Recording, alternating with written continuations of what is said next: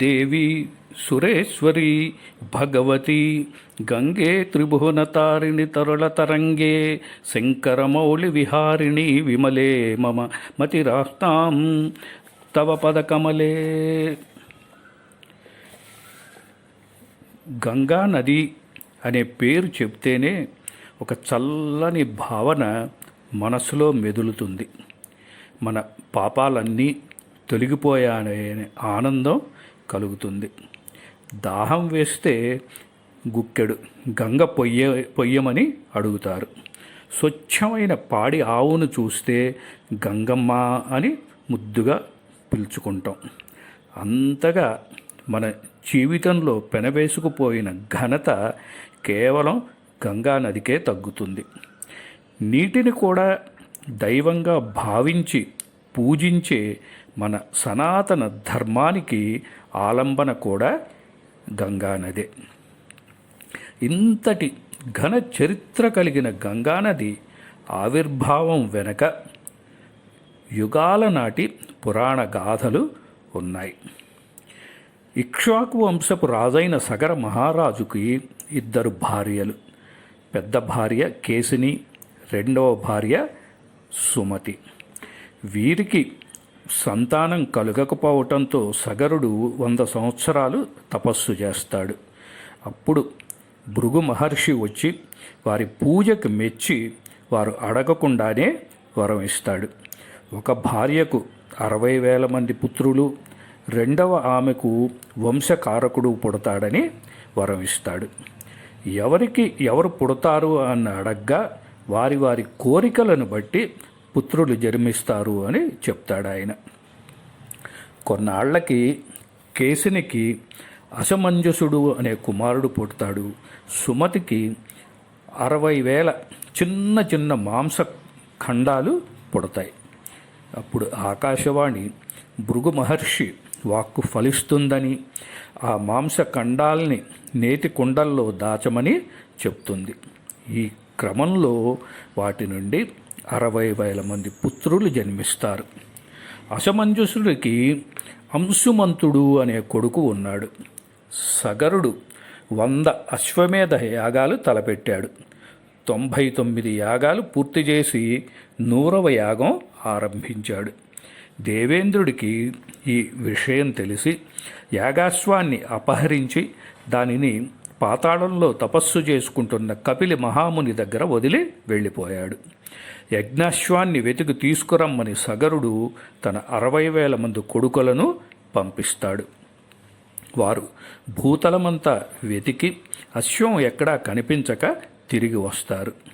ఒట్టి చేతులతో వచ్చిన పుత్రులని చూసి కోపించిన సగరుడు వారిని అశ్వాన్ని తిరిగి రావద్దు అని చెప్పి ఆజ్ఞాపిస్తాడు. వాళ్ళు మరలా యజ్ఞాశ్వాన్ని వెతుక్కుంటూ దాని జాడ చెప్పమని కనిపించిన ప్రతి వ్యక్తిని అడుగుతూ భూమి 4 చెరుగుల తవ్విపోస్తూ పాతాళలోకానికి చేరతారు. అక్కడ కపిలముని చెంతనే కట్టబడవున్న యజ్ఞాశ్వాన్ని చూసి అతడే ఆ అశ్వాన్ని దొంగిలించి తెచ్చాడని ఊహించి ఆయన్ని హింసించటానికి తలపడతారు. అప్పుడు కనులు తెరిచిన కపిలముని కోపాగ్ని జ్వాలలకు వారందరూ భస్మీపటలమైపోతారు. ఈ విషయం నారదుడి వల్ల తెలుసుకున్న సగరుడు తన మనుముడైన అంశుమంతుణ్ణి పంపిస్తాడు. అంశుమంతుడు తన పినతండ్రులు వెళ్ళిన దారిలోనే వెళ్తూ కపిల బిలం చేరి అక్కడ తన పినతండ్రుల భస్మరాశులను, ఆ పక్కనే కపిల మునిని, ఆయన పక్కనే కట్టబడి ఉన్న యాగాశ్వాన్ని చూస్తాడు. ఏమి జరిగి ఉంటుందో గ్రహించి కపిలమునిని స్తుతిస్తూ ప్రార్థన చేస్తాడు. కపిలుడు సంతోషించి యజ్ఞాశ్వాన్ని తీసుకుపోవచ్చని అనుమతిస్తూ అతని పినతండ్రుల బూడిద రాసుల మీద సురగంగ ప్రవహింపజేసినప్పుడు వారికి సద్గతులు కలుగుతాయని తెలియజేస్తాడు. అంశుమంతుడు యజ్ఞాశ్వాన్ని తీసుకుని వెళ్ళాక సగరుడు యాగం పూర్తి చేస్తాడు. అంశుమంతుడు తన పినతండ్రులకు సద్గతులను కలిగించటానికి అడవికి పోయి తపస్సు చేస్తూ సురగంగకై ప్రార్థిస్తూ కోరిక నెరవేరకుండానే స్వర్గస్థుడవుతాడు. అతడి కుమారుడు దిలీపుడు కూడా ప్రయత్నించి ఆయన కూడా కోరిక తీరకుండానే తనువు చాలిస్తాడు. దిలీపుడు కొడుకైన భగీరథుడు పిల్లలు లేని కారణంగా రాజ్యాన్ని మంత్రులకు అప్పగించి గోకర్ణ క్షేత్రానికి వెళ్ళి బ్రహ్మ కోసం తపస్సు చేస్తాడు. బ్రహ్మదేవుడు ఒంటరిగా కాకుండా సమస్త దేవతలతో కూడా కలిసి ప్రత్యక్షమవుతాడు. ఈ తపస్సుకు సంతోషించాను, ఏమి వరం కావాలో కోరుకో అని భగీరథుడిని అడుగుతాడు. అప్పుడు భగీరథుడు, నా పితృదేవతలు కపిల మహర్షి కోపానికి భస్మమై పాతాళంలో పడి ఉన్నారు. వారి మీద నుండి దేవలోకంలో ఉండే గంగ ప్రవహిస్తే తప్ప వారు ఉత్తమ లోకాలు పొందలేరు. అందువల్ల గంగ వారి భస్మరాశుల మీదుగా ప్రవహించేలా ఆదేశాలు ఇవ్వండి, అలాగే నాకు పుత్ర ప్రాప్తిని కూడా కలిగించండి అని ప్రార్థిస్తాడు. నీ రెండవ కోరిక అతి సులభమైంది, కానీ నీ మొదటి కోరిక గంగను భూమికి తీసుకురావటం అది అంత సులభమైన పని కాదు అని చెప్తాడు బ్రహ్మదేవుడు.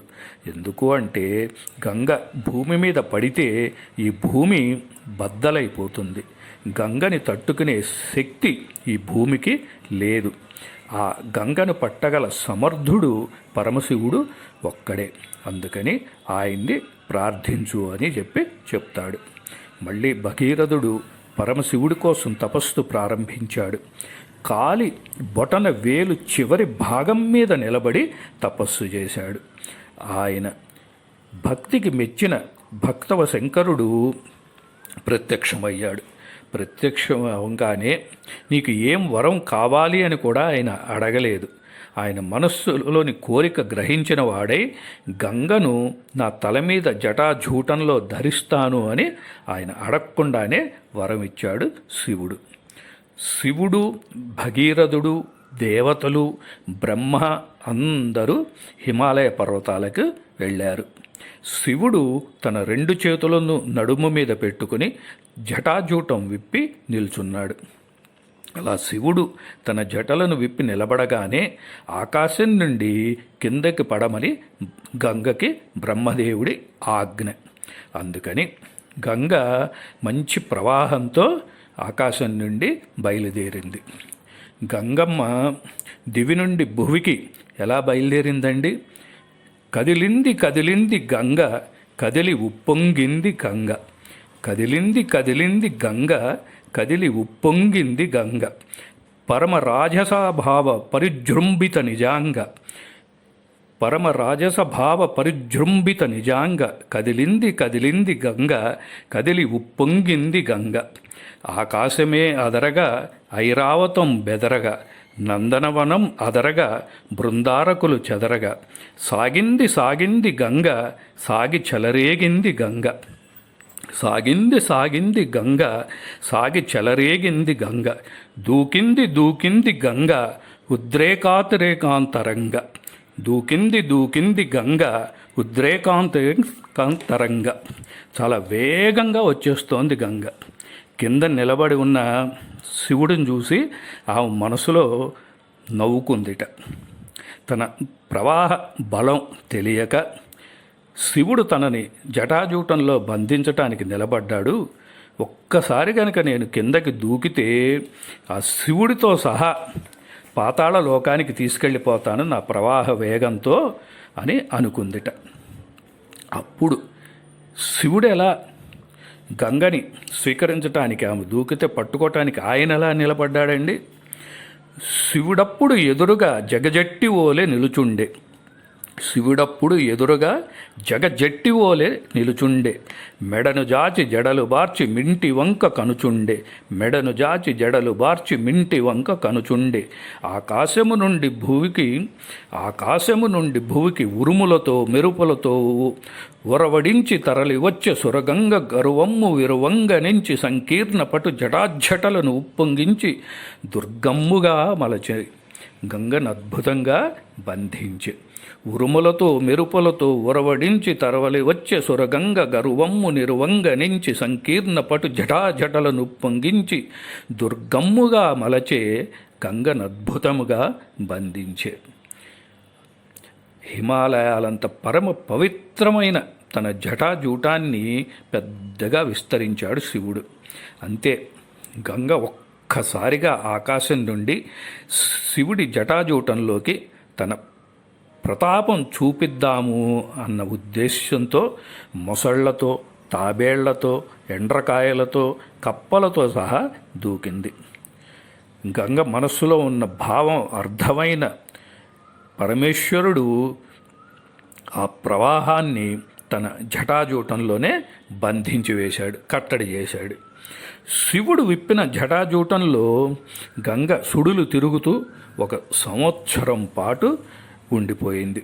ఎంత నీరు పడ్డా కూడా ఒక్క చుక్క కూడా కిందకి పట్టల్లా. ఆ విధంగా కట్టడి చేసి బంధించేశాడు. దేవతలు, బ్రహ్మదేవుడు, భగీరథుడు గంగ కిందకు పడుతుంది అని ఆకాశం వైపు చూస్తూ కూర్చున్నారు. ఆయన కదలడు, ఆయన వదలడు, ఈయన కదలడు. ఆ విధంగా 1 సంవత్సరం గడిచింది. భగీరథుడు వేచి చూసి బ్రహ్మదేవుణ్ణి అడిగాడు, శివుడు గంగ అహంకారం అణచటానికి తన జటాజూటంలో బంధించాడు నాయన, నేనేమీ చెయ్యలేను, నువ్వు మళ్ళీ శివుణ్ణే ప్రార్థించు అని చెప్తాడు బ్రహ్మ. అప్పుడు భగీరథుడు, శివ, గంగ రోషము బాగానే ఉంది, నీ ప్రతాపం అంతకంటే బాగుంది, దయచేసి ఇప్పటికైనా గంగని విడిచిపెట్టు అని వేడుకుంటాడు. భక్త వల్లభుడైన శివుడు భగీరథుడి మీద దయతో తన జటలను విదిలించాడు. ఒక్క పాయని పక్కకి తొలగించేసరికి అక్కడ ఏర్పడ్డ రంధ్రంలో నుంచి బయటపడింది పావన సురగంగ. భగీరథుడి మాటలు విన్న పరమశివుడు గంగని హిమాలయ పర్వతాలలో బ్రహ్మదేవుడి చేత నిర్మించబడిన బిందు సరోవరంలో పడేలా విడిచిపెట్టాడు. శివుడు తన జటాజూటంలో ఉన్న గంగను విడిచిపెట్టగానే గంగ పెద్ద శబ్దం చేసుకుంటూ భూమి మీద పడింది. బిందు సరోవరంలో నుండి గంగ 7 పాయలుగా చీలి ప్రవహించింది. ఒక పాయ భగీరథుని రథం వెంట పరుగులు తీస్తూ సాగింది. దేవతలందరూ ఆమె ఎలా వెళ్తుందో చూడాలి అన్న ఉద్దేశంతో గంగ ప్రవాహం వెనక ఆకాశంలో వెళ్తున్నారు.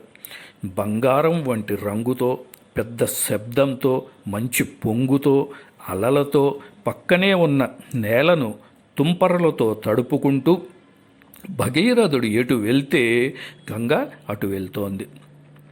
ఇలా సాగిపోతున్న గంగా ప్రవాహ శబ్దం ఒక్కసారిగా ఆగిపోయింది. అప్పుడు భగీరథుడు వెనక్కి తిరిగి చూశాడు, కానీ గంగ కనిపించల. ఏమైందా అని చూస్తే నీటి ప్రవాహానికి అడ్డు వచ్చిన మహావృక్షాలే నేల కొరుగుతాయి. అట్లా భగీరథుని రథం జహ్ను మహర్షి ఆశ్రమం పక్క నుంచి వెళ్ళింది. గంగ కూడా జహ్ను మహర్షి ఆశ్రమం పక్క నుంచి వెళ్ళే సమయంలో ఆయన ఆశ్రమం కూడా కొట్టుకుపోయింది. అది చూసి ఆగ్రహించిన జహ్ను మహర్షి గంగని తన అరచేతిలోనికి తీసుకుని తాగేశాడు. ఎంతో తపస్సు చేసి నా పితృదేవతల కోసం గంగని భూమి మీదకు తీసుకువస్తే మహానుభావ మీరు తాగేశారు, వారికి ఉత్తమ గతులు కలగాలంటే గంగానది వారి భస్మరాశుల మీద నుండి ప్రవహించాలి అని భగీరథుడు ఆయన్ని అతి దీనంగా వేడుకున్నాడు. దేవతలకు కూడా ఆయన ఎంతో తపస్సు చేసి గంగని భూమి మీదకి తెచ్చాడు. ముంచెత్తటం అనేది నీతి ధర్మం, మీరెంతో దయతో శాంతించి గంగని విడిచిపెట్టండి అని కోరారు. మహానుభావుడైన జహ్ను మహర్షి ఉత్తముడు కనుక వెంటనే శాంతించి, భగీరథ నీకోసం గంగని విడిచిపెట్టేస్తున్నా అని తన కుడి చెవిలో నుంచి విడిచిపెట్టాడు. జహ్ను మహర్షి చెవి నుండి పుట్టింది కనుక గంగకు జాహ్నవి అనే పేరు ఏర్పడింది. మళ్ళీ భగీరథుడు రథం ఎక్కి ముందుకు కదిలాడు. గంగ ఆయన రథాన్ని అనుసరించసాగింది. చివరికి భగీరథుడు తన రథాన్ని పాతాళలోకంలో తన పితృదేవతల భస్మరాశులున్న ప్రాంతానికి తీసుకువెళ్ళాడు. గంగ ఆ 60,000 మంది బూడిద కుప్పల మీద నుండి ప్రవహించగానే వాళ్ళందరికీ ముక్తి లభించి వారి ఆత్మలు స్వర్గలోకాలకి వెళ్ళిపోయాయి. వెంటనే బ్రహ్మదేవుడు వచ్చి, నీవు చేసిన తపస్సు వల్ల గంగ భూమికి వచ్చి వారి భస్మరాశుల మీద నుండి ప్రవహించింది. ఈ భూమి మీద సముద్రములలో నీరు ఉన్నంత కాలం సగరులు స్వర్గలోకంలో ఉంటారు అని చెప్పి వరం ఇచ్చాడు. రఘురాముడి కోరిక మీద విశ్వామిత్రుడు గంగానది అవతరణ గాథ మొత్తాన్ని వివరించారు. వాల్మీకి మహర్షి తన రామాయణంలో ఈ ఘట్టాన్ని ఎంతో రమ్యంగా వర్ణించారు. అంతేకాదండి, ఈ ఘట్టం పారాయణ చేసిన ఎటువంటి ఫలితాలు ఉంటాయో కూడా ఫలశ్రుతి చెప్పారు వాల్మీకి మహర్షి. గంగావతరణ కథను ఎవరు వింటారో, చదువుతారో, ఎవరైతే చెప్తారో, పరమశివుడి తల మీద గంగ పడుతున్నట్టుగా ఉన్న చిత్రానికి ఎవరు నమస్కరిస్తారో, గంగావతరణాన్ని మనసులో ధ్యానం చేస్తారో అటువంటి వారికి ఇంతకు ముందున్న పాపరాశి మొత్తం కూడా దగ్ధమవుతుంది. సమస్త దేవతల యొక్క అనుగ్రహం, విశేషంగా శివుని అనుగ్రహం కలుగుతుంది అని ఫలశ్రుతి చెప్పారు. గంగానది అవతరణ కథను రాసిన వారికి, చెప్పిన వారికి, విన్నవారికి అన్ని వ్యాధుల నుంచి ఉపశమనం కలుగుతుంది.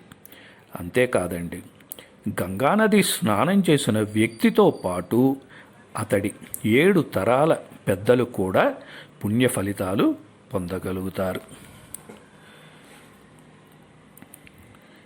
గంగమ్మ ఒడి చేరిన మా అమ్మగారికి ఈ వీడియో అంకితం ఇస్తున్నాను.